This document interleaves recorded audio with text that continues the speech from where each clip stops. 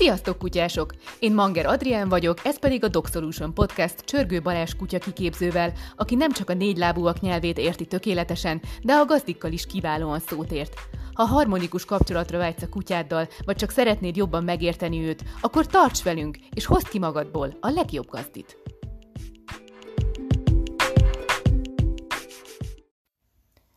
Sziasztok! A mai adásban olyan alapvető fogalmakat szeretnénk tisztába tenni, amivel valószínűleg már mindenki találkozott, akinek kutyája van, vagy aki kutyaiskola közelébe keveredett.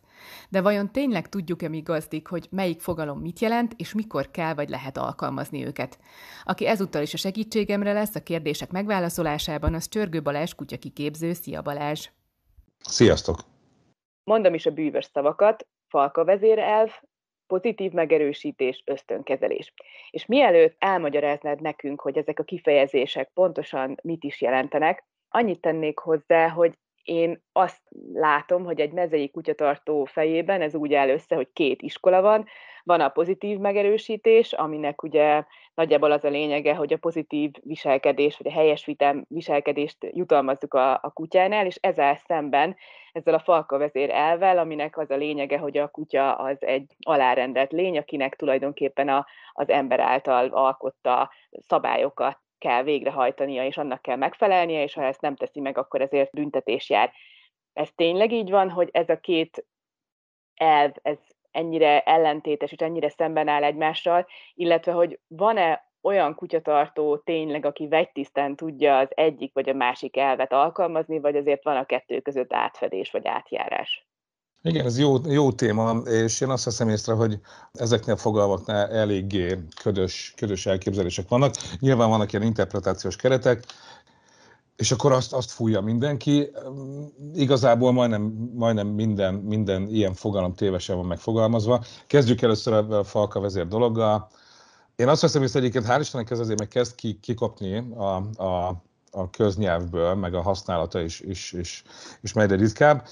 Hogy honnan ered ez az egész? Az onnan ered, hogy ez a kb. Azt hiszem a 60-as évek körül farkasok viselkedését figyelték meg, és akkor azt vették észre, hogy a farkas falkában egy ilyen hierarchia rendszer működik, és az állatok a problémáikat, azokat agresszióval oldják meg, erőből, dominanciából.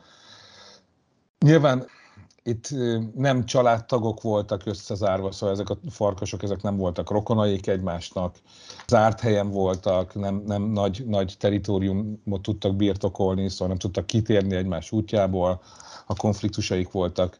És valóban ezek a fogvatartott egyedek, ezek nyilván erővel és agresszióval oldották meg a problémáikat. Azóta nyilván kiderült, hogy ez a természetben egész máshogy működik. Egyrészt nem idegen állatok népesítik be a falkát, hanem családtagokból épül fel.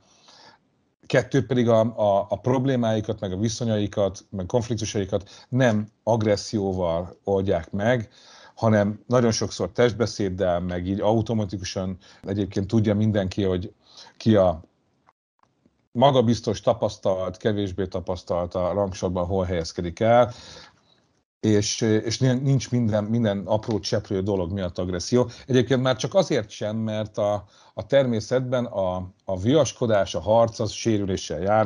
Na most, hogyha az állatok megsérülnek, akkor az egyenlő a halállal. Meg gondolj bele, hogy megsérül egy állat, akkor az nem tud elmenni vadászni, vagy élelmet keresni, és nem lesz senki, aki etetni fogja. Nyilván vannak időszakok, meg vannak olyan dolgok, amiket erővel oldanak meg, harccal, ez leginkább a párosodásnak a joga, de annak is van biológiai oka, az azért van, hogy mindig a legerősebb, a legjobb genetikájú, legrátermettebb egyed a szaporodás joga. De a hétköznapi problémák tömkelegét azt nem így oldják meg. Amikor esznek a vadállatok, akkor is azt képzeljük el, hogy így ugye a rangsorban mindig a legmagasabb álló eszik először, és akkor így tovább megy le a piramis alja felé a rend, hogy ki fogyaszthat az élelemből. És ez így van nagyjából, igen, de mondjuk akkor, amikor szűkösek az erőforrások, akkor például nem így van. Szóval akkor például nincs az, hogy előjogok vannak, hanem mindenki, aki kapja marja alapon eszik. Szóval itt is ez is megdől mondjuk ezekben az időszakokban.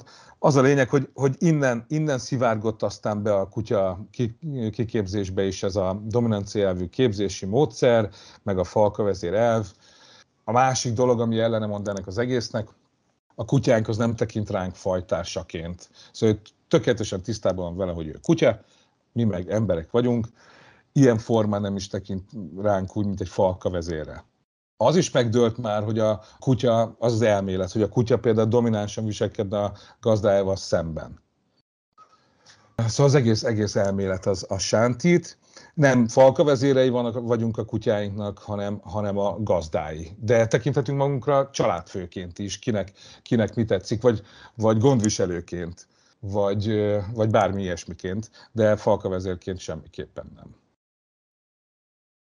Nekem az a meglátásom, hogy egyre gyakoribb a maga a pozitív megerősítésnek a módszere, tehát az való igaz, hogy én még nem hallottam olyan kutyaoktatót, aki arra bíztatta volna a tanítványokat, hogy ha a kutya nem megfelelően viselkedik, akkor nem tudom, üssük, verjük. Tehát ez egy jó dolog, hogy ez kezd divatba jönni, viszont nekem úgy tűnik, hogy nagyon sok kutyatartónak a fejében még ebből a falka vezér elvből, vagy ebből a dominancia elvből megmaradtak ezek az úgynevezett rossz beidegződések. Tehát olyan, mintha a kettő az egymás mellett élne párhuzamosan, és egyébként nagyon sok tévhit, meg félreértés övezi ezt a két különböző elméletet. Tehát lehet, hogy mondjuk egy kutyatartó azt már tudja, hogy ha lefekszik, vagy leül a kutyája, vagy pacsit ad, az egy jutalmazandó viselkedés, és ad is neki jutalomfalatot érte, viszont mondjuk még beletúr a kajájába evés előtt, vagy nem tudom, lenyomja a kutya nyakát, amikor vissza tudja hívni. Hogy ezt te hogy látod, hogy ez tényleg így van, vagy ez már egyre inkább kiveszendőbe van? Hát azt nem nagyon tudom, hogy van, azért nem, mert én viszonylag keveset járok kutyaiskolába, más kutyaiskolába, de azért hallok nyilván dolgokat különböző oktatási módszerekről.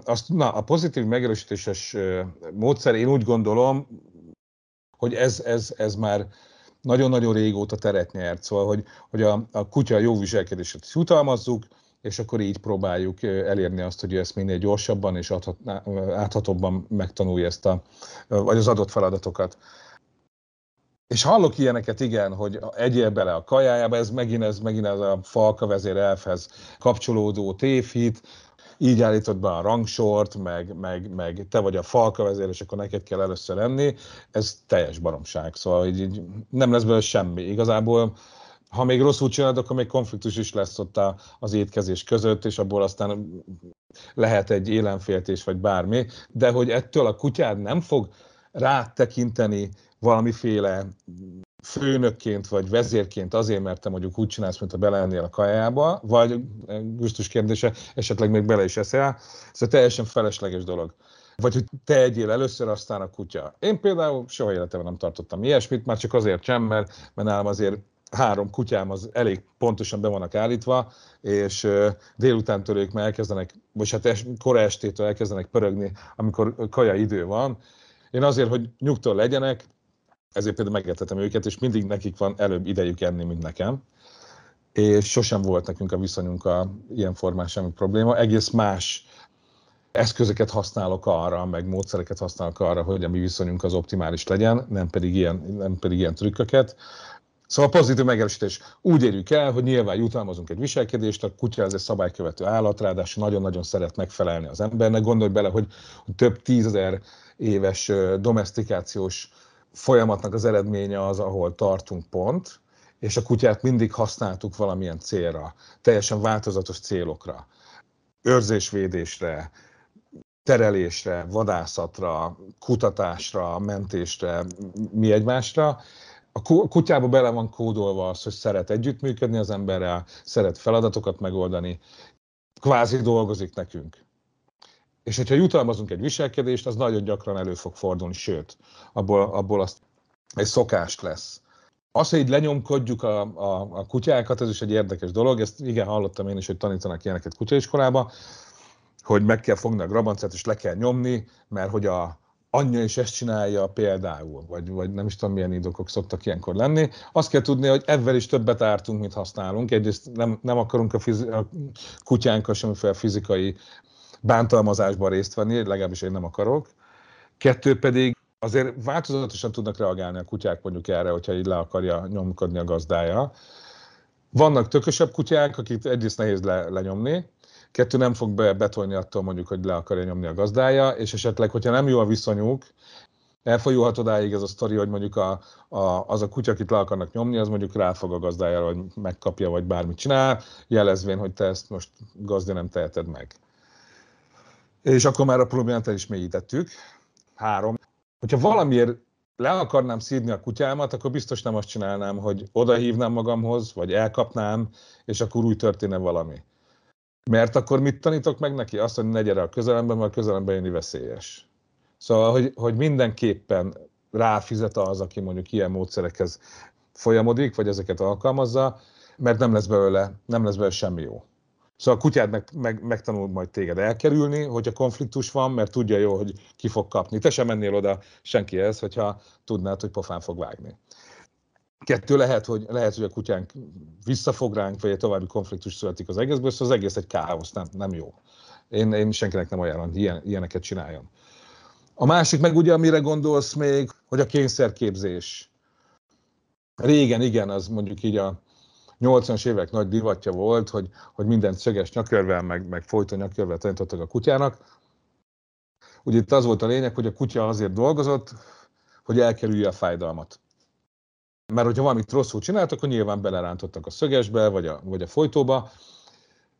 Most már hál' Istennek ott tart, szerintem mondhatom azt, hogy remélhetőleg mindenki, hogy felmérte azt, hogy a kutya sokkal szívesebben működik együtt, akkor, hogyha nem a fájdalmat kell elkerülni, hanem meg van jutalmazva az adott viselkedés, amit mi el szeretnénk érni az adott kutyánál. Így nagyjából ennyi. Egyébként az, hogyha pozitív megerősítéssel dolgozol, az mondjuk nem jelenti azt, hogy nem lesznek olyan szituációk, hogy nem kell rászólnod a kutyádra. Csak nyilván nem úgy fogsz rászólni a kutyádra, hogy belerántasz valami eszközbe, vagy fájdalmat okozol, vagy valami ilyesmit csinálsz, hanem egész egyszerűen viszonyatokból szeretnéd azt, hogy a kutyád, hogyha valamit csinál, és te azt mondod neki, hogy mondjuk, hogy nem, akkor azt hagyja abba, vagy ne csinálja meg. Pont ezt akartam mondani, hogy nagyon sokan úgy tekintenek a pozitív megerősítés módszerére, hogy az ugye azt jelenti, hogy jutalmazzuk a helyes viselkedést, és hogy figyelmen kívül hagyjuk, hogyha a kutya nem azt csinálja, amit mi szerettünk volna. Ez szerintem félreértésekre ad okot, mert sokak fejében ez úgy áll össze, mint hogyha a büntetés az mint olyan, egy helytelen viselkedésért, ez így nem létezne. Nyilván ez nem a legszerencsésebb szó, ez a büntetés, de hogy ezt tegyük már tisztába, hogy attól, hogy valaki pozitív megerősítéssel neveli, vagy tréningezi a kutyáját, attól még, hogyha nem az elvárt viselkedést csinálja, attól még meg lehet-e érte büntetni, vagy mi erre a jó módszer, vagy hogyan lehet megbüntetni, vagy nem tudom, vagy használjunk helyette más szót. Figyelj, jó szó ez a büntetés. Én nagyon-nagyon ritkán, nem is tudom, hogy hány esetben kellett a kutyámat megbüntetnem. A büntetésre azt gondoljuk, hogy az valami fizikai atrocitás feltétlenül. Miközben, például mondok egy példát, a Zápora volt, hogy tréningeztem, még egész fiatal kiskutya volt, szerintem nem volt még 1 éves. És megálltam vele, ott, ahol tréningezni akartam, kivettem a kocsiból, azt hiszem éppen helyben maradásban volt, vagy valami ilyesmi, és kiszúrt egy másik kutyát, és elrohant. És oda rohant a másik kiskutyához, én hiába szóltam neki, nem jött vissza, meg nem reagált rá, hogy én szólok hozzá, és elszaladt, futott egy kört a kiskutyák, és jött vissza, hogy na most már itt vagyunk, akkor dolgozzunk, mert ugye imád velem tréningezni a kiskutyám. És ugye ezt nem teheti meg azt, hogy most ő munkából kivonja magát, és akkor elmegy. Most gondolj bele, mint egy romkereső kutya is úgy gondolja, hogy most keresek a nyomon, aztán most elmegyek egy kicsit szorok, visszamegyek mondjuk keresni. Vagy bármi, vagy a terelő kutya egy kicsit kivonná magát a munkából. Szóval ezt igazából így kell elképzelni. És igen, ott megbüntettem a kutyámat, fogtam, visszaraktam a kocsiba, és hazavittem. Nem volt tréning. Amit nagyon szeretett volna, az elmaradt azért, mert ő nem úgy teljesített a tréning elején. Ez például egy büntetés, ezt mondhatjuk azt is, hogy büntetés. Szóval igazából a büntetésre én személy szerint így gondolok. valami olyasmit megvonok a kutyámtól, amit nagyon szeretne, de ez nem azt jelenti, hogy mondjuk én fizikailag atrocitálni fogom őt. Lesznek helyzetek, amikor a kiskutyáink esetleg a feladat helyett valami mást választanak. Mondjuk azt, hogy megkergetnek egy macskát, vagy felesznek valamit a bokor alján, bármit. Itt is meg lehet oldani ezt nyilván úgy, hogy nagyon sokat tanítom azt a kutyámnak, hogy ezt nem szabad, és ha nem csinálja, akkor azt jutalmazom. De azért lesznek pillanatok, amikor a kutyák ezt felül fogják írni. Gondolj bele, csomó kutyának nagyobb élvezet mondjuk elrohanni egy macska után, mint mondjuk kapni egy jutalomfalatot a gazdának. Meg azért milyen pengebehívás kell ahhoz, hogyha a kutyám mondjuk kiszúrt egy macskát, és én szólok neki, gyere, és be tudom hívni, és nem azt választja, hogy elrohan a macska után, hanem vagy oda jön hozzám. Szóval, hogy el lehet érni, ha nagyon penge behívásod van, és a kutyád ennyire szeret veled együttműködni, akkor ezt el lehet érni. A másik verzió meg az, hogy nem a büntetés itt a lényeg, hanem az, hogy olyan viszonyban legyek a kutyámmal, hogyha azt látom, hogy valamit meg akar csinálni, azt meg tudjam akadályozni. Úgy, hogy rászólok, hogy ezt most nem csináltad meg. Mindjárt visszatérünk erre a macskás példára, mert ezzel kapcsolatban mindenféleképpen szeretnék még kérdezni, de visszatérve erre a példádra, amit Záporról mondtál, hogy ezt ők összekötik ilyenkor a fejükben, vagy Zápor összekötötte, hogy elmaradt a tréning, beraktad a kocsiba, hazavitted, tehát ő ezt összekötötte, hogy ez azért maradt el a tréning, mert ő nem fogadott szót neked, és inkább elment kutyázni. Hát hogyne. Szóval, hogy ha jól csinálod, akkor nyilván. Szóval azért az Zápor érezte, hogy amikor visszajött, hogy hoppá, én nem vagyok boldog. Vagy rossz fát tettem a tűzre avval, hogy elrohantam. Meg hát nyilván a kutyának az elég jó hallása van, nekem elég erős hangom tud lenni, szóval amikor utána üvöltöttem, hogy ne, meg hogy gyere vissza, bármilyen kedvesen is, ő abban a pillanatban tojt a fejemre, és elment inkább szórakozni. És amikor visszajött, ott megérezte, hogy hát most nem vagyunk közös nevezőn, én fogtam, beraktam a kocsiba, és hazavittem. Hello. Szóval tökéletesen tisztában volt vele, hogy igen, most ez a tréning, meg a közös happening az azért maradt el, mert ő éppen nem azt csinálta, amit én elvártam volna tőlem, meg ami az ő feladata lett volna. Igen. Egyébként ilyenkor a kutyák azok előfordulhat, hogy a kutyák mondjuk tévednek, tehát hogy rosszul mérik fel a helyzetet és hoznak egy rossz döntést, vagy ilyen esetben egészen másról van szó. Hát ezt nyilván látod. Szóval, hogy nyilván lehet, igen. Azért attól függ egy csomó minden, hogy te milyen vagy. Azért az sokszor látszik még így kezdő gazdikon, hogy nem tudnak feltétlenül egyértelműen kommunikálni a kutya felé. Ugye erről beszélgettünk akár a behívás kapcsán is, hogy ilyen nagyon meggyőzőnek kell lenned egy csomó szituációban. A testbeszédünk is nagyon-nagyon sokat számít. A verbalitásunk is, a hangsúlyunk is, a hangszínünk is, egy csomó minden nagyon-nagyon sokat számít. Szóval vannak helyzetek nyilván, amikor a kutya esetleg nem ért valamit, vagy benéz, vagy mi mondjuk valamit szeretnénk, de a testünkkel meg egész mást kommunikálunk. Emlékszel például, amikor behívásra beszélgettünk, akkor ugye ott ezt taglaltuk, hogyha a kutya felé mész, akkor, mintha így el akarnád kapni, akkor el fogod magadtól taszítani. Szóval az a célszerű, hogyha hátrálsz és próbáld magadra húzni. Na most, ha ezeket nem tanulod meg, akkor nyilván a kutyát félreértett egy csomó szituációt, és a te fejedben az van, hogy te ezt akarod, de egész máshogy kommunikálsz mondjuk a testeddel, vagy a hangoddal, a hangszíneddel, és a kutyád ezt félreérteti. Ilyen persze simán van. De aztán még a tapasztalatlan gazdik is látják azt, hogy ja, a kutyám az éppen most inkább odaszalad a labdázós többi kutyához, vagy a macska után, vagy éppen eszi fel a bármit a bokor aljából, és hiába hívogatom, nem jön, hogy az ott nem tévedés, hanem ott nyilván a kutyám úgy gondolja, hogy én ezt megeszem, azt majd jövök, vagy nem is jövök, majd én tök jól el vagyok nélküled. Ezt érzed?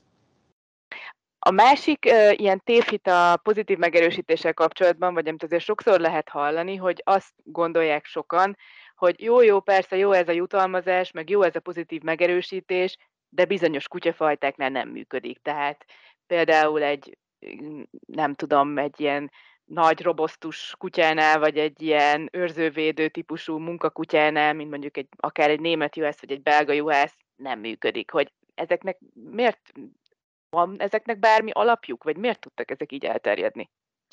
Hát van, persze, nyilván. Na most én ugye az ápor egy őrzővédő sportágban sportolok elég magas szinten.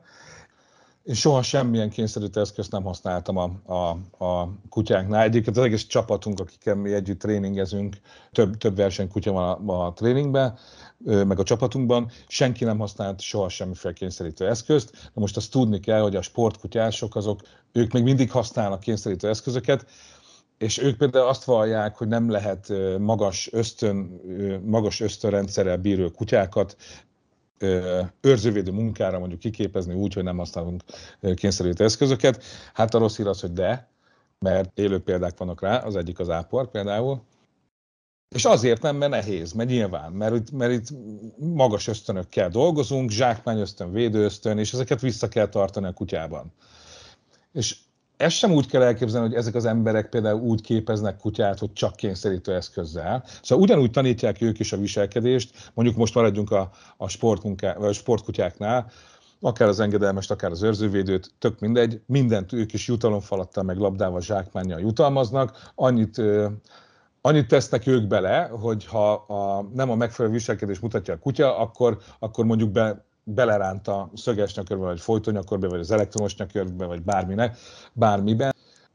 Mit tudom én, lábmenet követés gyakorol vele, szépen jön a kutya, feszes, felnéz, mit tudom, és egy picit eltávolodik, vagy lemarad, akkor ő beleránt. És akkor a kutyának jelzi fájdalommal, hogy nem helyes, hogy te lemaradsz, hanem mindig maradjál feszes. De itt is van jutalmazás, szóval ezt sem úgy kell elképzelni, hogy az egész bele van rángatva a kutyába, és csak fájdalom elkerülése miatt csinálná. Egyébként nem csinálná akkor, vagy nem így.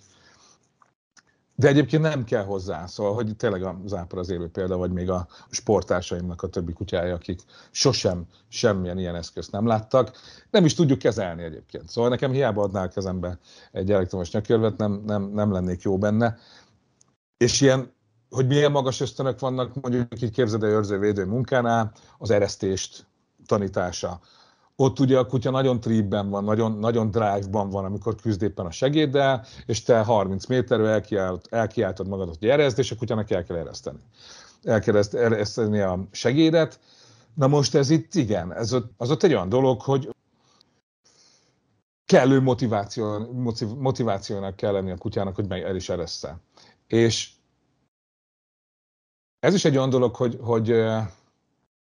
hogy zápornál én nem használtam sosem kényszerítő eszközt, de attól függetlenül a mi viszonyunkban a kézben tartatóságnak nagyon-nagyon nagy szerepe van. Szóval mondjuk hiába tanítom én az eresztést, mert nyilván azt is tanítod. Játszol először kutyával, ilyen húzakodós játékot mondjuk egy dummival, ereszteted, kap egy másikat hozzá, vagy visszafogadtad, és akkor a kutya megtanulja, hogy eresztés után mindig kap egy újat, mindig kap egy újat, szóval hogy érdemes eleresztenie. De amikor meg mondjuk így a segéddel küzd, és messziről eresztetem, és ő tripben van, ha a mi viszonyunk olyan lenne, hogy ő felülírkálja például azokat, amiket én mondok neki, például azt, hogy munka közben, amit első példának mondtam, hogy ott hagyhat és elszaladhat, és azt sem, amit akar, és én mondjuk ezt így ráhagyom, és nem foglalkozunk ezzel a problémával, és nincs meg a kézben tarthatóság a mi viszonyunkban, akkor az eresztés hiába van baromi jól megtanítva, attól az még el fog szállni. És mondjuk ezt, hogyha kényszerítő eszköz van, itt azt tanítják meg ezeknek a kutyáknak a felvezetőik, hogyha nem ereszt, akkor mindig jön egy áramütés, vagy bármi, és így konkrétan a kutya megtanulja azt, hogy eresztés után mindig ereszteni kell. De ez is egy ilyen kétélű dolog, azért nagyon sokszor látjuk azt, hogy versenyen, amikor már nincs rajta ez az eszköz, egy csomó kutya, nem mindegyik, de egy csomó kutya egyébként így levágja, hogy hát most nem tudsz igazából mit csinálni velem, nincs rajtam az elektromos, nem fog jönni az áramütés, és nem ereszt mondjuk. Szóval ezért nem feltétlenül a legjobb megközelítés, meg nyilván azért sem, mert meg lehet csinálni másképp is. Szóval, hogyha nem kell fájdalmat használnom a képzéséhez a kutyámhoz, akkor nem fogok használni. És hát ez elvi kérdés lesz, nálam az elvi kérdés. Visszatérve erre a macska kérdésre, amit az előbb már felhoztál, ugye nagyon érdekes, mert itt az elején, amikor mondtam ezeket a fogalmakat, ugye volt benne az ösztönkezelés is. Én emlékszek egy olyan mondatodra egy korábbi adásból, amikor azt mondtad, hogy nyilván azért, hogy mondjuk nem megy el a macska után, azért nem kell megdicsérni, mert az olyan, mintha 8-ra járnánk mi dolgozni, és beérünk 8-ra, azért nem fogunk kapni dicséretet. Ellenben, hogyha fél 9-re érünk be rendszeresen a 8 helyett, azért már fogunk kapni valami figyelmeztetést. És hogy itt tulajdonképpen felmerült bennem egy ilyen kérdés, hogy mi történik akkor, amikor a kutyám mondjuk meglát egy macskát, már látom, hogy az egyik lábát fölemelte, és már nagyon el akar menni felé, és mondjuk én sikeresen le tudom hívni, és visszajön. Hogy ilyenkor mi a helyzet? Ilyenkor megdicsérem, adok neki jutalomfalatot, mert végül is, ha onnan nézem, akkor teljesítette az én kérésemet, hogy nem ment el a macska után, de ha meg onnan nézem, akkor meg ez neki tulajdonképpen a kötelessége volt. Igen, na most ott, hogyha a kutyát kiszúr egy macskát, és te lehívod róla, akkor nyilván meg kell jutalmaznod, mert a behívást fogod megjutalmazni. Ha viszont az, hogy mondjuk megyek a kutyámmal, kiszúrt egy macskát, látom, hogy már felcsillant a szemem, meg kihegyezte a fülét, és rászólok, hogy nem, és bejön mellém, és bandukolunk ugyanúgy tovább. Azért meg én nem szoktam megdicsérni, mert egy csomószor előfordul az, hogy rádicsersz, puty, és felülírja, kioldott kvázi ebből a fegyelemből a kutyádat, és abban a pillanatban ki fog lőni a macskára. Szóval, hogyha rászólsz, akkor nem kell feltétlenül megdicsérned érte, de hogyha hívod, akkor meg igen. Mert ugye mi volt, rászóltam, és hívtam, gyere, és mondjuk behívom, akkor azt meg fogom jutalmazni. De hogyha mondjuk megyek, és rászóltam a kutyámra, és nem ette meg a hányást a Ferenc körúton az egyik saroknál, akkor nem feltétlenül fogom megjutalmazni, mert azt igen elvárom, hogyha én rátszolok, hogy nem, akkor azt nem. Szóval az tényleg olyan, mint hogy ha azért kapnék jutalmat, mert mondjuk, mit tudom én, elkéstem. Bocsánat, nem késtem el. És hogyha egyel tovább bonyolítjuk ezt a kört, és mondjuk az van, hogy ott egy macska, vagy legyen mondjuk egy varjú, és mondom neki, hogy nem, ennek ellenére ő úgy dönt, hogy ezt felülírja, megkergeti a varjat, vagy a macskát, megy egy kört, fut egy kört, de közben én folyamatosan mondom neki, hogy nem, majd ezután visszajön egy kör után, pedig mondjuk még lett volna benne 3. Hogy ilyenkor mi a teendő, mert végül is visszajött, tehát ha úgy veszik, visszajött, csak nem akkor, amikor kellett volna. Hát igen, hogyha hívogatod, és odajön, akkor igen, akkor meg kell jutalmaznod, mert voltak éppen behívtad a kutyádat. Az, hogy a kutyád egyébként attól függetlenül, hogy te nem szeretnél bizonyos dolgokat, hogy megtegyen és megtesz, azok jelzések lesznek a számodra, hogy valami nem stimmel, mert a kutyád egy csomó helyzetben mondjuk feléd írja azt, amit te szeretnél, főleg ilyen ösztönvezérelt helyzetekben, mint mondjuk egy más állat megkergetése, vagy valaminek a felevése, vagy mondjuk egy másik állat fedezése, vagy bármi. De most gondolj bele, mondjuk azok a kankutyák, akik állandóan fedezgetni próbálnak más kutyákat, azért azt elég nehéz elérni jutalomfalattal, hogy ezt ne csinálják. Úgy tudod ezt elérni jutalomfalattal, hogy folyamatosan magad mellett tartod, és nem engeded, hogy másra figyeljen, hanem jutalomfalattal fenntartod a figyelmet, meg folyamatosan lehívod. De azért azt érzed, hogy azért ez nem ugyanaz, mint az, hogy én nem engedem meg a kutyámnak, hogy a másik kutyának a hátára rámásszon. Vagy mondjuk provokálja. Mert azt is látunk sokszor ilyet, hogy 2 kutya úgy van együtt, hogy az egyik mondjuk nagyon sok a másiknak. Ott is vagy lehívod a kutyádat, vagy rászólsz, hogy ne csinálja, és optimális esetben, hogyha megfelelő viszonyokban vagytok, akkor a kutyád onnantól, hogy rászóltál, azt a viselkedést, azt abba hagyja. Itt ez a lényeg. Én ezért mondtam ezt, amikor büntetésről beszélgettünk, hogy én a büntetésben nem nagyon hiszek. Én abban hiszek, hogy olyan viszonyban kell lennünk, hogyha rászólok a kutyámra, valami miatt, akkor azt ő hagyja abba, mert nyilván olyan helyzetekben fogok rászólni a kutyámra, amik vagy önmagára nézve veszélyesek, vagy pedig a környezetére nézve veszélyesek. Nem pedig azért, mert nekem úgy tartja az úri kedvem. És akkor itt most be is lép a képbe mondjuk a következetesség. Hogyha valamit konzekvensen sosem engedek meg a kutyámnak, erről már sokat beszéltünk, akkor azt a kutyám egyébként elkezdi szabályként kezelni. Na most, hogyha ebben nem vagyok konzekvens, akkor viszont ez a szabály nem fog életbe lépni, mert egyszer lehet, egyszer nem. Szóval én olyan helyzetekre koncentrálok leginkább ilyenkor, amik gyakran előfordulnak, és ezeket ki is akarjuk venni a kutya viselkedéséből. Visszatérve erre a macska vagy varjú kergetős példára, hogy kergeti őket egy kört, majd én behívom és visszajön, hogy azt mondtad, hogy ilyenkor behívtam, tehát tulajdonképpen meg is kell, hogy jutalmazzam, de hogy ilyenkor nem az fog rögzülni benne, hogy hát akkor ezt így lehet, hogy ha meglát egy macskát, akkor egy kört azt kergethetem, de utána majd visszamegyek. De, az is lehet, hogy igen. Hát simán. Szóval, hogy ugye mindig az, hogy nem egy probléma van. Hogyha a kutyád hiába szólsz neki, hogy ne kergessen varjakat, valószínűleg egy csomó más dologban is van probléma a ti kettőtök közös életében, és érdemes mindennel dolgozni, meg nagyon sok mindennel dolgozni, és aztán úgy fog megoldódni ez a sztori. Így, amikor így kiragadunk egy-egy dolgot, akkor az nem nagyon működik. Én nagyon nem is érzem azokat jó megoldásnak, amikor mondjuk egy kiképző egy problémával foglalkozik, mondjuk csak avval, hogy ne egyen fel valamit a kutya az utcán. Mert amellett egy csomó minden más is valószínűleg, hogy problémaként jelen van. Nem biztos, hogy tudja a gazdi, hogy az probléma, de lehet, hogy valaki rá tud neki világítani, hogy igen, az így nem jó az ő viszonyukban, hogy ezt és ezt megteheti a kutya, vagy ezt és ezt megengedi a kutyának, vagy ebben és ebben a helyzetben így viselkednek. De ennek én azt gondolom, hogy igazából jelzésértéke van mindig. Szóval én azt veszem észre, hogy a kutyám konzekvensen megkergeti a varjakat az én akaratom ellenére, akkor ott nagyon sok mindenen el kell kezdeni dolgozni. Ez lesz a jelzés. Például. De ilyenkor az lehet a gazda részéről mondjuk a helyes viselkedés, hogy megkergette a varjat, stb. Visszajön, hogy ráteszem a pórást, és akkor azt mondom, hogy na, akkor vége a sétának, és akkor megyünk haza? Nem feltétlenül, igen, megint jó. Ugye nekem az áporos példánál ez így egyszer fordult elő. Na most ez sokszor előfordul, egy csomó kutyában egyébként kialakul az, hogy a franc nem fogok oda menni, mert hívott a gazdi, én elrohantam, ám most nem megyek oda, mert megfog és hazavisz pórázon. Szóval, hogy akkor meg azért nem fog visszajönni. Egy csomó minden van, szóval mindig ugye ebből indulunk ki, hogy a kutya nem hülye. Szóval, hogy egy csomó mindent összerak. De mondok neked más példát. Azt hiszem, a kolléganőmhöz járt, azt hiszem egyénire egy lány, azt hiszem tépegette a kutya a tapétát a falról, és már dolgozott egy oktatóval, és ott is az volt mindig, hogy hívja le a kutyát, és jutalmazza meg, hogyha odajön, amikor tépi a falat. Szóval amikor elkezdte rákcsálni a tapétát, akkor mindig elhívta, és mindig megjutalmazta. Na ebből lett egy ilyen ingázás. A kutya direkt oda ment a tapétát tépni, hogy a gazdi lehívja, és kapjon érte jutalomfalatot. És aztán a kolléganőm ment ebben a gazdival dolgozni, és egész egyszerűen megmondta neki, hogy szóljál rá ezekben a helyzetekben, és ne engedd meg a kutyádnak, hogy tépkedje a falról a tapétát.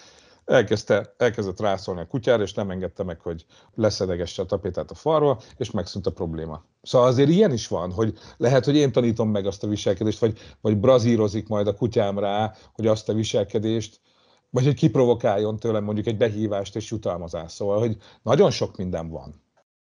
Mondtad ezt a példát, hogy hazavitted az áport, nem volt tréning, és akkor azt ő összekötötte a fejében, hogy akkor ez most amiatt volt, hogy ő nem fogadott szót neked. Mi a helyzet azzal, mert ilyen vélekedést is hallottam, hogy mondjuk valaki úgy akarja megbüntetni a kutyáját egy neki nem tetsző viselkedés miatt, mondjuk legyen az hogy nem tudom, szétrágott valamit az udvaron vagy a lakásban, hogy mondjuk nem ad neki vacsorát. Ezt összeköti a kutya, hogy ez mi miatt van, vagy hogy mi miért történik?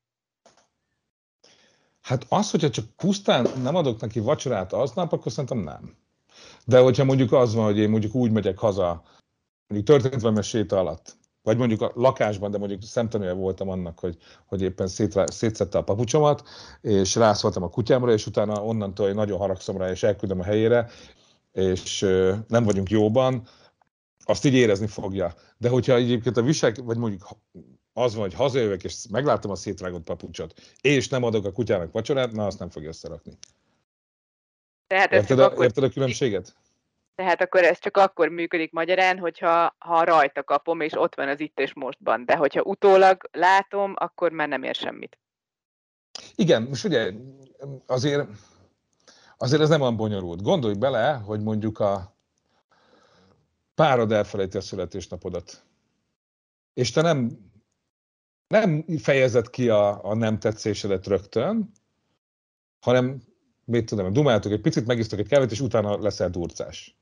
Az így nem életszerű. Viszont onnantól, hogy találkoztok, és elfelejtetted a születést, és ez szóba kerül, megtörténik konfliktus, onnantól nem vagytok jóba, az úgy teljesen világos. Szóval ez tényleg egy ilyen sztori, hogy időben, meg térben ennek így passzolnia kell.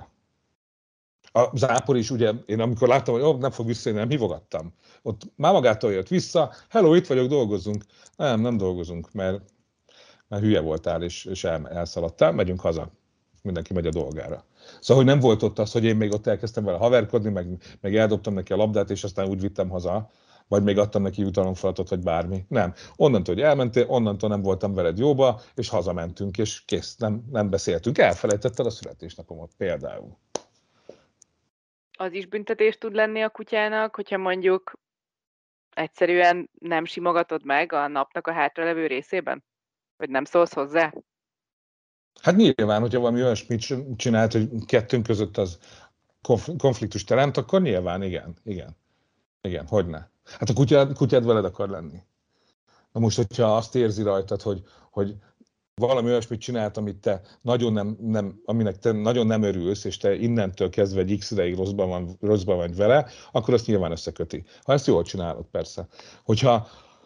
Ha csak így egyszer csak gondolsz egyet, és onnantól lököd be ezt a viselkedést a te magad részéről, akkor azt nyilván nem fogja érteni. És mi van a bosszúval? Tehát, hogy képes a kutya egyáltalán bosszút állni, vagy érező olyat, hogy valami nem az ő akaratának megfelelően történt, mondjuk 1 óra helyett csak fél órás volt az esti séta, vagy nem játszhatott a kutyabarátaival, mert le lett hívva, és akkor ő emiatt, nem tudom, otthon rombolásba kezd, és szétszed valamit. Tehát, hogy tényleg előfordul ez, hogy ezt a kutya tudatosan bosszúból csinálja? Igen, ez is nagyon sokszor előjön ez a bosszú, hogy bosszúból oda pisílt az ágyamra. Meg bosszúból szétszette a kedvenc könyvemet, vagy a párnát, vagy bármit. Na, igen, nincs bosszú, szóval a kutyánk nem fog bosszút állni semmiért. Azért, mert valamit csinál, azt valószínű, annak 1001 oka van, de a bosszú nem lesz közte. Ez megint egy ilyen antropomorf megközelítés. Egyébként úgy tudom az állatvilágra, talán az elefántokra jellemző, de ebben nem akarok állásfoglalni, mert nem értek hozzá egyedül a bosszú, de hogy így az egy olyan komplex érzelem, hogy nem jellemző az állatvilágra semmilyen fajra sem. A kutyára biztos, hogy nem.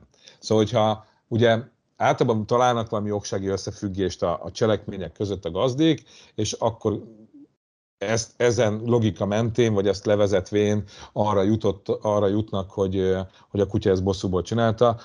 Biztos vagyok benne, hogy abban biztos vagyok, hogy nem bosszúból csinálta. Az, hogy miért csinál egy kutya, az ilyen nagyon-nagyon sok összetevős lehet. Ez az ágyba pisilés is 1001 oka lehet. Lehet egészségügyi probléma, lehet feszkó valami miatt, és azért ürít leginkább egyébként ez szokott lenni, hogy volt valami konfliktus, ő ugye azt gondolja, hogy bosszúban pisilt, miközben lehet, hogy amiatt a konfliktus miatt valami feszkó van a kutyában, és ezért ürít az ágyra, lehet benne jelölés, lehet egyébként még olyan dolgok is előfordulhatnak, amire egy biztos, hogy nagyon sokan nem gondolnak, hogy kiskutyánk a szabálykövetésből tudja jól, hogy nem pisilhet mondjuk a szőnyegre, mert volt, hogy lecseszték érte, ugye erről beszélgettünk a gyereknevelés, vagy a kölyöknevelésnél, hogy miért nem használunk itt sem mindenféle retorziót mondjuk a szobatisztaságra nevelésnél, és miért akarjuk ezt pozitív megerősítéssel megtanítani a kiskutyánknak, és mondjuk szabálykövetésből tudja, hogy nem lehet pisilni, mert azért már kapott ki egyszer-kétszer mondjuk, és ezért mondjuk az ágyra pisil, mert azt mondjuk nem tiltotta meg neki senki előtte, és lehet, hogy ezért pisil. De mondom, számtalan oka lehet, a bosszú nem lesz benne. Mindig egész mások van a háttérben. Nyilván ezeket fel kell göngyölíteni, hogy mik a valós okok.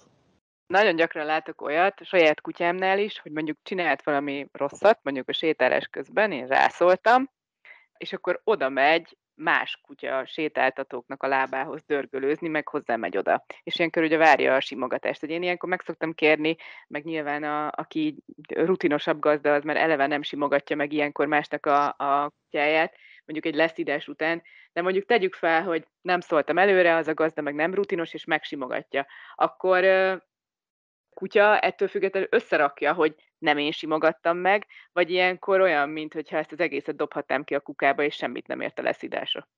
Hát nyilván begyűjt máshonnan kedvességet, meg simít. Igen, igen. Nyilván ez oldani fogja azt a feszkót, amit mondjuk te így okoztál avval, hogy most te nem vagy vele jóba, azért, mert ő mondjuk szart evett a bokarájában. De úgy jársz akkor jól el egyébként, hogyha szólsz másoknak, meg akkor, hogyha olyan kutyásokkal vagy, akiknek ezt nem is kell mondani, mert így látják azt, hogy itt most nincs helye a kényeztetésnek, meg a simogatásnak. De arra akartam igazából így utalni, hogy azért összeteszi a kutya, vagy összerakja a fejében azt, hogy lehet, hogy mástól kapott simogatást, de ő meg nem a gazdája. Hát igen, összerakja. Nyilván tőled a legjobb, de azért be lehet gyűjteni ezt mástól is. Még ami ilyen gyakori tévhit szokott lenni itt a pozitív megerősítéssel kapcsolatban, ugye ez a jutalomfalattal való dicséret, vagy a jutalomfalattal való jutalmazás, hogy nagyon sokan azt mondják, hogy hát az én kutyám az ne azért jöjjön oda hozzám, mert jutalomfalatot adok neki, tehát nem magáért az ételért jöjjön oda, hanem azért, mert szeret engem, vagy kötődik hozzám. Igen, ez tök jó. Ez nagyon-nagyon sokszor felmerül, hogy meddig kell jutalomfalatot hordanunk magunknál, meg hogy mindig csak így tudom majd behívni a kutyámat, hogy van nálam jutalomfalat. És ez így majdnem minden csoportban, így nagy százalékban ez ott van, mint ilyen legkedveltebb kérdés. A hír az, hogy igen. Na most rosszul nézzük a képet szerintem, hogyha arra gondolok, hogy a kutyám csak azért jön oda hozzám, mert megjutalmazom jutalomfalattal. Mert nyilván ezt meg kellett tanítanom, ezt a viselkedést. Nyilván ugye pozitív eszközöket használok a tanítás során, ami azt jelenti, hogy jutalomfalattal, dicsérettel, zsákmánnyal, bármivel jutalmazom az adott jó viselkedést, és azt akarom, hogy ez stabilan meg is maradjon, akkor ezt így megtartom. Igazából szerintem a kulcs az, hogy magamban fogalmazom át ezt a kérdést, ezt a jutalomfalat kérdést. Nem úgy tekintek erre a dologra, hogy a kutyám azért jön oda, mert jutalomfalatot kap, mert a kutyám azért jön oda, mert megfelelő viszonyban vagyunk, szeret velem együttműködni, kötődik hozzám, és még jutalomfalatot is kap. Szóval, hogy ezt így nem is akarom kivenni belőle. Ha a kutyám egyébként tőlem félne, akkor nem sokra megyek a jutalomfalatomra. Vagy hogyha nem vagyunk rosszba, vagy tojik a fejemre, akkor nem fog odajönni, még jutalomfalat ellenére se. Szóval, hogy az egész képet érdemes nézni. És egyébként erre azt szoktam példaként mondani, hogy a jutalomfalatra tekintsünk úgy, mint a fizetésre. Szóval, hogy mi is dolgozunk, a kutyánk is dolgozik. Egyébként nem véletlenül mondjuk azt, hogy dolgozunk a kutyával, mert ez egy munka, és a munkáért viszonzás jár. Nem pénzbeli viszonzás, mint a mi világunkban, hanem jutalomfalat, meg zsákmány, meg dicséret, meg ilyesmi. Ez az mi fizető eszközünk azért, hogy a kutyánk bizonyos dolgokat, amiket kérünk tőle, azért ezt adjuk. És gondolj bele, hogyha ezen a logika mentén mennénk, hogy mindig kell egy jutalomfalat a kutyámnak, ha már stabilan odajön hozzám akkor is. Ez olyan, mintha azt mondanák nekem, mondjuk elmennék egy munkahelyre dolgozni, ahol be kell tanulnom mondjuk az adott céghez, és 2 hónap múlva én már remekül tudok önállóan dolgozni, és azt mondaná a főnököm, hogy Baláska, most már olyan szépen dolgozol egyedül önállóan, hogy mostantól nem adunk neked fizetést. Érzed, hogy ez nem fair? Persze, ez abszolút nem fair. Erről egyébként még eszembe jutott az, hogy mi van akkor, hogyha az ember próbál, nyilván ezt a kutyanevelést se lehet tökéletesen csinálni, azt gondolom, mindig lesznek rosszabb napok, vagy éppen egy olyan, amikor nem figyeltél oda minden erőfeszítésed ellenére, de mondjuk tegyük fel, hogy tényleg az ember próbál következetes kutyagazdi lenni, próbálja következetesen nevelni, rászól, hogyha húz pórázon, nem engedi, hogy idegen emberekre felugráljon, stb. És nekem többen azt mesélték, hogy ilyenkor ezek az emberek, ezek a következetes kutyagazdik gyakran megkapják azt idegen emberektől, vagy más kutyagazdiktól, hogy hát milyen szigorúak a kutyával. Igen, ez is tök jellemző egyébként, és ez is egy ilyen szerintem ilyen értelmezési probléma, amikor valaki következetes a kutyájával, és betartatja vele a szabályokat, hogy ez a külvilág számára nagyon sokszor úgy néz ki, hogy ő ilyen nagyon szigorú, vagy ilyen nem is tudom, miket szoktak használni. Milyen jelzőket használtál? Szigorú, vagy esetleg kínosabb, kegyetlen vele, igen. Igen. Ez nagyon sokszor jön így le az idegeneknél, hogyha valaki tényleg így látszik rajta, hogy próbálja kézben tartani a kutyáját. Ugye nem csak azt látod rajta, hogy a jó viselkedés jutalmazott, hanem esetleg bizonyos viselkedéseknél meggátolod a kutyádat, például, hogy felugráljon egy idegenre, és akkor azt gondolják rólad, hogy te milyen egy szőrös szívű emberke vagy. Miközben szerintem ez következetesség. Ha nem engedem a kutyámnak, hogy ráugráljon, meg ráugráljon az ismerős nénire, de nem akarom, hogy ráugráljon az ismerős bácsira se például. Vagy hogyha valakivel találkozom az utcán, és ott egy gyerek, és van egy csavaros fagyi a kezébe, akkor ne egye ki a kutyám a gyerek kezéből a fagyiját, vagy a hotdogját, és igen, hogyha azt látom, hogy mondjuk ezt akarná csinálni, akkor rá fogok szólni. Nem biztos, hogy ezt mondjuk abban a pillanatban csak jutalomfalattal fogom tudni elérni, mert lehet, hogy az a csavaros fagyi az jobban fogja érdekelni, vagy hogyha valaki eldob egy labdát, és mondjuk ott vagyok a kutyámmal, lehet, hogy a jutalomfalat kevés lesz, hogy ő elrohanjon, vagy ne rohanjon el mondjuk a labda után, mert a labda nagyobb tribet ad a kutyámnak, mint mondjuk az én jutalomfalatom, és ott ilyen esetekben rá fogok szólni, hogy nem, és nem engedem meg neki. És akkor tűnhetek úgy, hogy én szőrös szívű vagyok, miközben én csak következetes vagyok, és próbálom kézben tartani a kutyámat. Egyébként azt jó látni ebben a sztoriban, hogyha a kutyánkat tudjuk teljesen irányítani minden helyzetben. Azért érdemes így gondolkodnunk, mert azért a kutyatartás baromi nagy felelősséggel jár. És nem is gondolunk bele, de azért a kutyáink baromi nagy károkat tudnak okozni másoknak, önmaguknak is. Én egyébként azért szoktam ezt így sugallni a gazdiknak, hogy a kutyánk 24 órában azon dolgozik, hogy kinyírja magát. Csak tényleg gondolj bele, hogyha egy kutya macskázik, vagy odarohan random kutyákhoz. Ilyenkor nem fog körülnézni az úttesten, hogyha esetleg keresztez egy útját egy úttest, vagy bármi. Vagy a felevésről van szó. Vannak olyan kutyák, hogy mindent képesek megenni egy pillanat alatt. És hogyha ezekre nem figyelünk oda, és nem tudjuk ezeket a viselkedéseket kézben tartani, akkor másoknak és önmaguknak is veszélyt tudnak okozni. Azt gondolom, hogy a kutyatartásnak a lényege az, hogy különféle, hanem mindenféle szituációban, mindenféle környezetben én bele tudok menni a kutyámmal.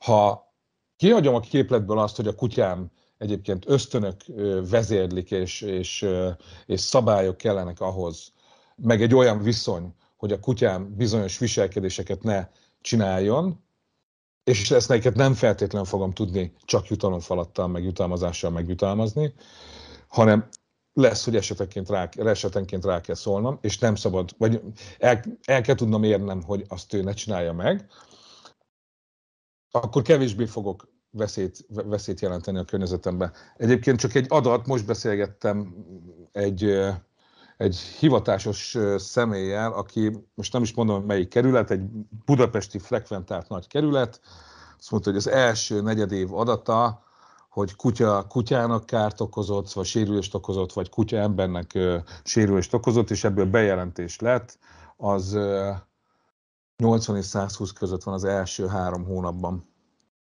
Na most gondolj bele, hogy hány eset van, hogyha csak ilyen 80 és 120 között jelentik ezt le.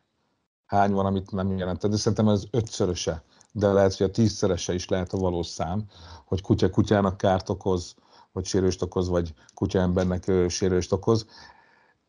Ez nyilván több okból van így, szóval ez azért is van így, mert baromi sok kutya van, meg viszonylag szűk élettérben élünk együtt a kutyások, nem kutyások, meg a kutyások, meg így mindenki, de azért ezek ilyen irdatlan számok. Ha csak a közösségi médiát nézed, akkor is találkozol rengeteg esettel, hogy összeverekedett, elszaladt, elütötték, mérget evett föl, gyereket harapott, felnőttet harapott, bármit csinált. Szóval, hogy önmagukra és a környezetükre veszélyesek tudnak lenni a kutyák, és a mi dolgunk azt, hogy a kiskutyáinkat biztonságban, életben tudjuk tartani minél tovább. És ez nem csak azt jelenti, hogy prémium tápot adok a kutyámnak, és nagyon kényelmes fekhelye van, és mindent megadok neki, hanem az, hogy el is várom, hogy bizonyos viselkedések mindig stabilan működjenek.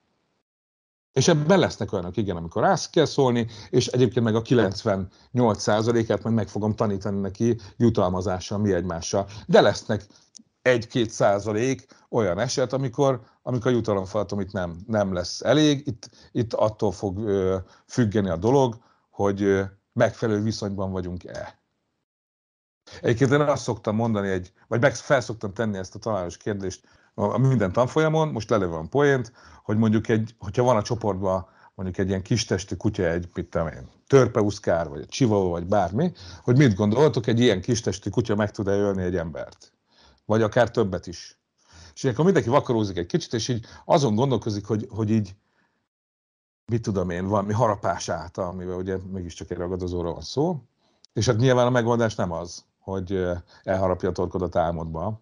Azért nehezen tudom elképzelni, hogy egy kis chihuahua kinyírjon, de voltak éppen meg tud.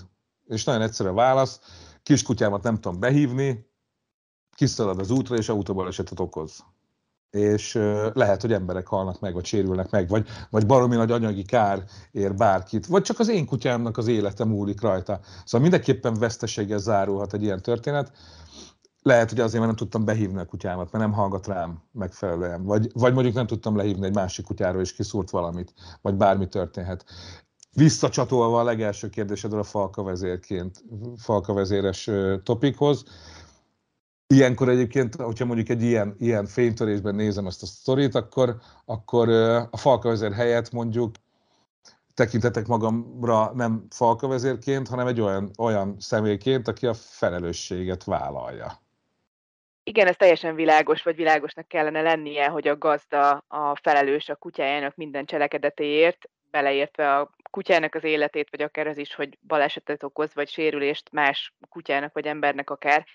De azért nagyon sokszor vannak olyan kutyatartók is, akik egyszerűen azt az elvet vallják, hogy nem akarnak, vagy nem tudnak rászólni a kutyájukra. Nem tudom, ez fakadhat akár az adott kutyagazdának a habitusából is, tehát hogy mondjuk távol áll tőle az, hogy erélyesen rászóljon a kutyájára, vagy ráordítson, hogy erről mi a véleményed? Hát igen, szóval, hogy vannak ilyen kiképzési módszerek is, vagy képzési módszerek is, hogy teljesen kihagyjuk a képletből azt, hogy rászóljunk a kutyára. Meg lehet csinálni, szóval egyébként le lehet úgy élni egy életet a kiskutyánkkal, hogy nem kerülünk vele konfliktusba, mert ugye ez arról szól, hogy nem kerülök a kutyámmal konfliktusba. Meg lehet csinálni, nagyon-nagyon tudatosnak kell lenni, nagyon-nagyon hosszú ideig tart, főleg, hogyha van viselkedési probléma van, akkor vezet igazán sikerhez, hogyha mondjuk kezdettől fogva ezt nagyon tudatosan felépítem, és mindent pontosan tanítok meg a kutyámnak, és akkor nincs a képletben az, hogy egyrészt megtanult bizonyos viselkedéseket, vagy én tanítottam meg akaratomon kívül, mondjuk bizonyos viselkedéseket, vagy már hozta ezeket a viselkedéseket, vagy bármi ilyesmi.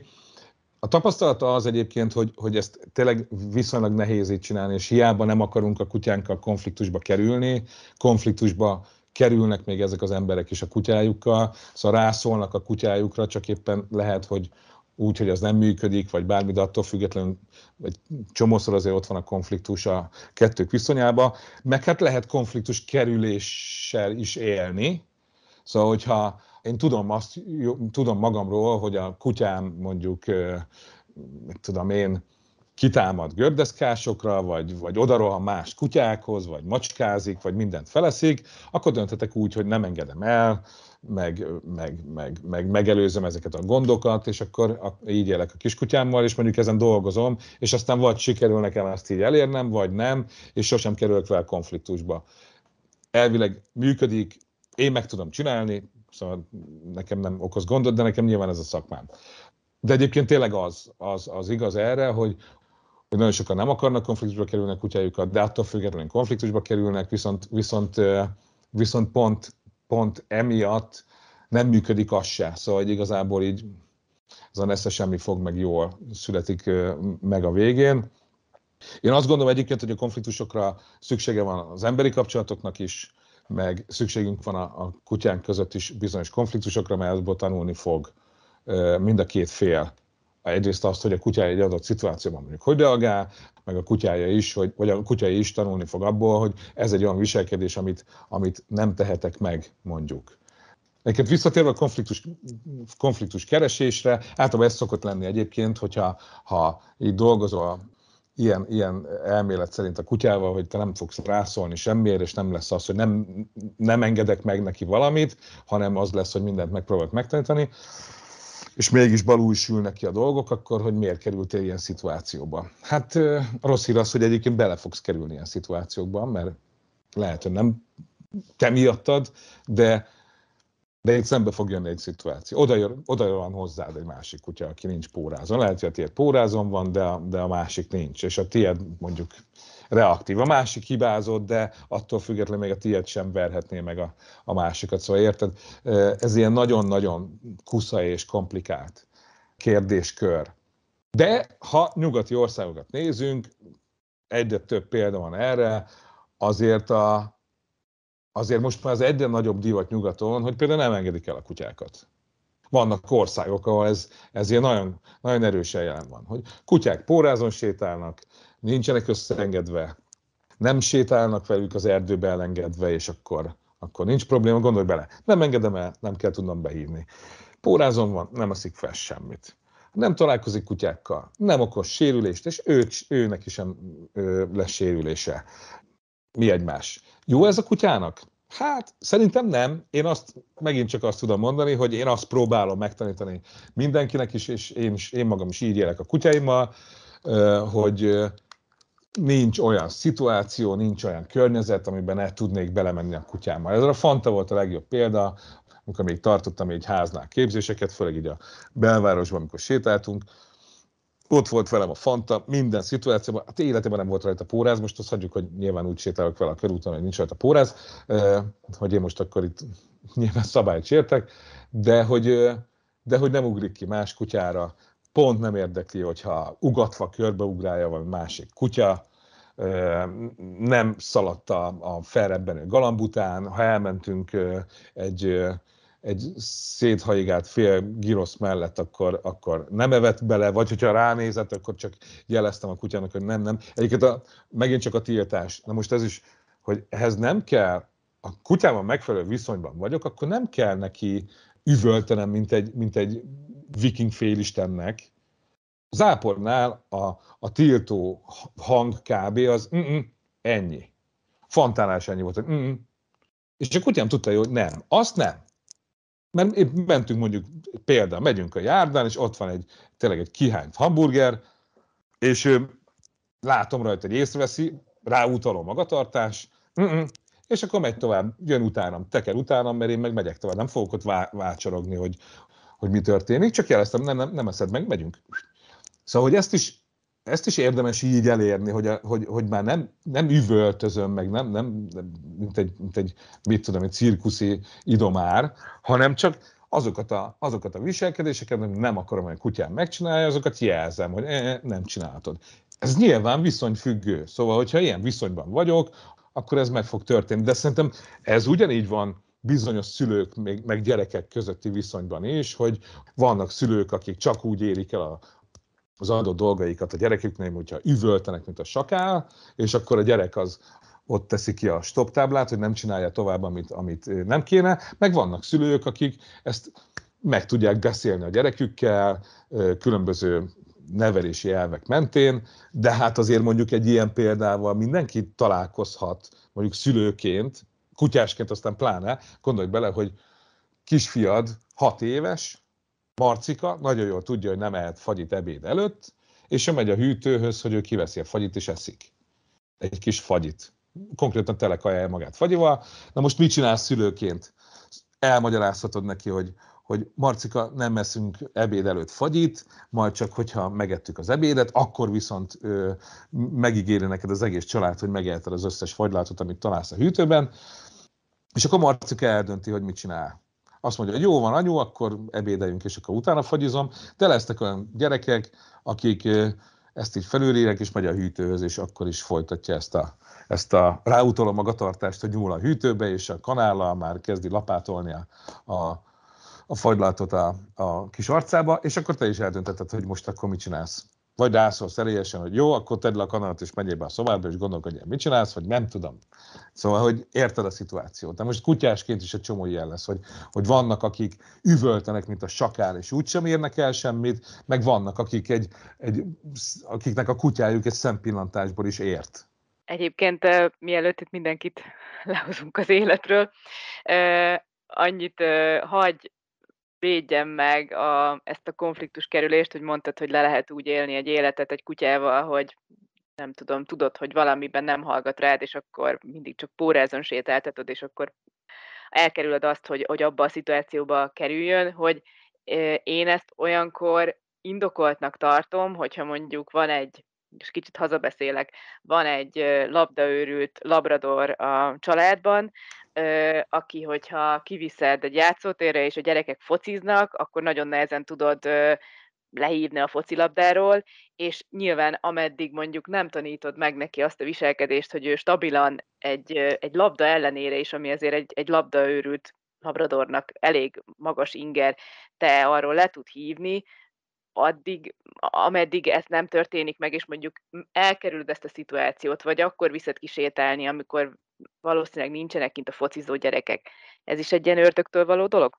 Nem. Sőt, ez a helyes magatartás. Én ugye nem erre gondoltam, amikor erről beszéltünk, hanem arról beszéltem. Ez nyilván ez a jó. Szóval én tudom, hogy nem tartok ott a képzésemben, hogy a kutyám stabilan beívható legyen, akkor ezt nyilván nem fogom megtenni, hogy elengedem, hanem addig fogok gyakorolni vele biztonságos közegben, zárt helyen, bármin, amíg ezt el nem érem. És aztán nyilván egyre nagyobb ingereknek ki tudom tenni a kutyámat, és beívható. Ez akkor, amikor dolgozom rajta. Itt most a konfliktuskerülést arra értem, hogy azért megjelent mondjuk így nyugati országokban az, hogy teljesen konfliktusmentesen élnek a kutyával, és így nem engedik el. És tényleg abból áll a kutya séta, hogy mondjuk megyünk 2 kört a ház körül. Beszéltem egy angol kiképző sráccal, akinek London mellett van egyébként kutyaiskolája, mondta, hogy a kutyaovi az megy, a többi képzésre igazából nincs nagyon igény, nagyon nem engedi el senki a kutyáját, mindenki pórázon sétál vele, és akkor ezek a problémák ezek nincsenek meg, hogy tényleg verekedne, elfutna, felenne, bármit csinálna. Azt viszont én is tapasztaltam, amikor kint voltam Angliába, és kutyával mentem el egyébként kutyafuttatóra, aki egy baromi cuki orosz agár volt egyébként, akivel mentem sétálni. Ez nem London volt, ez Bristol mellett egy másik város, de mindegy is. Egy baromi nagy kutyafuttató, egy ilyen gyönyörű kőkerítéssel körbevett igazi angol pázsitos kutyafutatót képzelje el, tényleg baromi nagy. És voltak bent kb. 4-en. És én közelítettem a kiskutyával a kutyafuttatóhoz, és láttam, hogy az a 4 ember így pánikszerűen hívja be a kutyáját, fogja meg pórázra, és ahogy bejöttem, ők kimentek. Szóval, hogy azért érezhető, ez lehet, hogy egy tök véletlen dolog, és ez ugyanígy megtörténne a Józsefvárosban is egy bármelyik kutyafuttatóban, de arról azért lehet hallani, hogy bizonyos országokra, és most pont nem Angliára gondolok, ahol a kutyák egyébként pórázon sétálnak, nem bandáznak, nem kirándulnak, ilyen formán konfliktuskerülésben élnek a gazdáik a kiskutyákkal, és az a kutyás élet, hogy lemennek, pórázon sétálnak, meg nem tudom, otthon simogatják őket a kanapén. Hogy ez jó-e állatjóléti szempontból, én, ha engem kérdezel, azt mondom, hogy ez nem jó. Tiltja a törvény, hogy így tartsam a kutyámat? Nem. Ugye állatkínzás nem történik, megvan minden annak a kiskutyának, sétáltatják, szeretetben van, simogatják, nagyon kényelmes fekhelye van, és nagyon finom tápot kap. Ettől függetlenül, ha engem kérdezel, az én személyes véleményem az, hogy ezek a kutyák, ezek nem élnek olyan életet, mint amilyet élhetnének. És nyilván az a nehezebb, hogyha én úgy akarok élni a kutyámmal, hogy be tudom vinni gyerekek közé, be tudom vinni egy étterembe vagy kávézóba, és el tudok úgy sörözni a haverommal, 2 órán keresztül, hogy nem a kutyámat kell folyamatosan hívogatnom, meg fegyelmeznem, hogy ne kunyaráljon, ne mászkáljon el, ne ugasson, ne, mit tudom én, rémizgessen másokat, hogy el tudok menni vele úgy a körúton, hogy nem szaladgál a galambok után, ki tudok vele menni egy parkba úgy, hogy nem rohan oda a másik kutyához, tudok vele labdázni, szót fogad nekem, ha rászólok valamire, arra reagál. Szóval, hogy igazából én azt gondolom, hogy ez a kutyázás eszenciája, el lehet dönteni, hogy akarunk-e így élni a kutyánkkal, és így együttműködve élni egy ilyen közös életet, vagy azt mondom, hogy én ezt választom, hogy nagyon sok mindent nem csinálok, de nincs is belőle semmi probléma, és nincs is kihívás, nyilván sokkal kevesebb energiát kell abba belefektetnem, hogy a kutyámmal egy ilyen konfliktus kerülő életet élek, az nem kerül akkora energiabefektetésbe. A másik az viszont rohadt nehéz lesz, de szerintem megéri. Ez nagyon jó végszó volt. Köszönjük szépen a mai beszélgetést, Balázs. Remélem, hogy mindenki eltette magának azokat a gondolatokat, amiket tovább tud vinni. Szerintem minden kutyagazdi nevében mondhatom, hogy bőven van min elgondolkodni. Köszönöm, Balázs, és nektek is köszönjük, hogy most is velünk tartottatok, hallgassatok minket legközelebb is. Sziasztok! Sziasztok!